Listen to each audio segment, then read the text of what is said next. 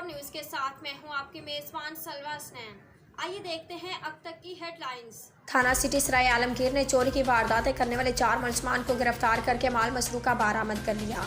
अपने तहसील reporter doctor तसव्वुर हुसैन मिर्जा की report के मुताबिक 6 मोबाइल फ़ोन, 10 डंडे सिगरेट और 15,000 नकदी बरामद। डीपीओ गुजरात सैयद असद मुजफ्फर की ज़ेर क़यादत गुजरात पुलिस का जिला भर में चोरों, डाकुओं, दिग्गज जुराम पेश अफराद के खिलाफ क्रैकडाउन जारी है। डीएसपी सराय आलमगीर सर्कल मुदस्सिर इकबाल की ज़ेर निगरानी एसएचओ थाना सिटी सराय आलमगीर फवाद सलीम और उनकी पुलिस टीम ने खसूसी कार्रवाई करके चोरी की मुख्तलिफ वारदातों में मुलव्विस 4 मुलजमान को गिरफ्तार कर लिया। डॉक्टर तसव्वुर हुसैन मिर्जा की रिपोर्ट के मुताबिक गिरफ्तार मुलजमान से 6 मोबाइल फ़ोन, 10 डंडे सिगरेट, टूटियाँ और 15,000 रुपये नकदी बरामद हुई।